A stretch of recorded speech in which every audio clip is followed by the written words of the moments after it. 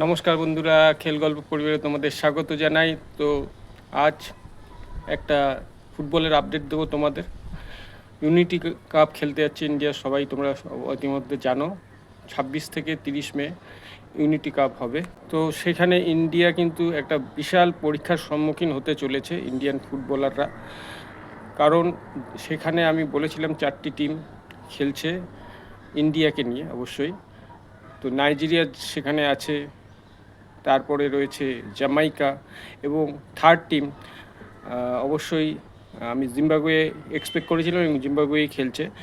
আর India, এই 4টি টিমের মধ্যে খেলা হবে। প্রথম সেমিফাইনাল হবে 26-এ, সেখানে নাইজেরিয়া এবং জিম্বাবুয়ের মধ্যে খেলা হবে, এবং দ্বিতীয় সেমিফাইনাল হবে 27 মে অবশ্যই। সেখানে হবে ইন্ডিয়া এবং জামাইকার মধ্যে খেলা। তো ইন্ডিয়া কিন্তু যথেষ্ট টাফ মানে কন্টেন্ডারের সামনে পড়েছে। Jamaica 78 rank FIFA, India 136। তো সেখানে জামাইকাকে যদি হারাতে পারে তাহলে সরাসরি তারা ফাইনালে প্রবেশ করবে, অথবা যে টিম মানে দুটো সেমিফাইনালের মধ্যে দুটো লুজার টিম তারা থার্ড প্লেসের জন্য খেলবে। ফাইনাল এবং থার্ড প্লেসের খেলা হবে দুটোই 30 মে। তো ইন্ডিয়ার কাছে একটা সুবর্ণ সুযোগ রয়েছে, অবশ্যই খুব টাফ চ্যালেঞ্জ, কিন্তু নিজেদের প্রমাণ করান, ফুটবলে নিজেদের ছাপ প্রমাণ করার। তো দেখা যাক ইন্ডিয়া, আমাদের ব্লু টাইগার্সরা কেমন পারফর্ম করে। সেটার জন্য অবশ্যই আমরা সবাই তাকিয়ে রয়েছি এবং আশা করছি যে খালিদ জামিলের তত্ত্বাবধানে ইন্ডিয়া ভালো পারফর্ম করবে।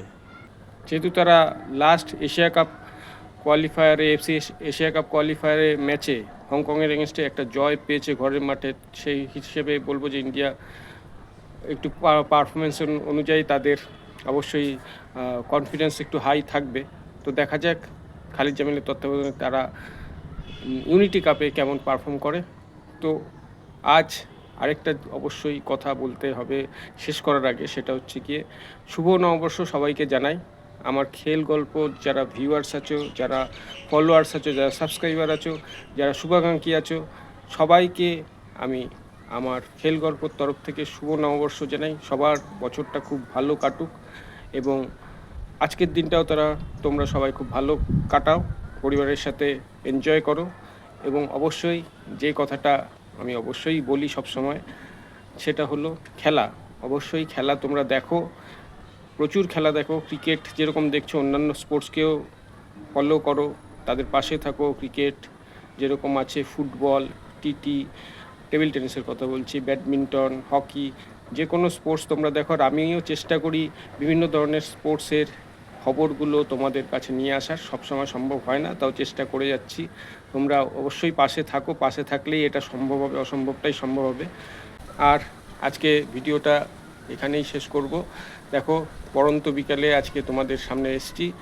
এই সূর্য অস্ত যেতে চলেছে, এই যে সূর্য অস্ত যাচ্ছে, আমার ছেলে দাঁড়িয়ে আছে। তো সূর্য অস্ত যাচ্ছে, কিন্তু আমাদের খেল গল্প নতুন উদ্যমে নতুন উদ্যমে চলবে। তোমাদের পাশে অবশ্যই চাই, আরও নতুন নতুন ভিডিও আসবে, অনেক ভিডিও আসবে নতুন বছরে। সবার সাপোর্ট আমি চাইছি তোমাদের এই ভিডিওর মাধ্যমে। তো আজ এখানেই শেষ করছি, দেখা হচ্ছে পরের ভিডিওয়ে। তোমরা ভালো থেকো, সুস্থ থেকো, সঙ্গে থেকো, আর প্রচুর খেলা দেখো। আর খেল গল্প অবশ্যই গল্পকে সাপোর্ট করো। টাটা।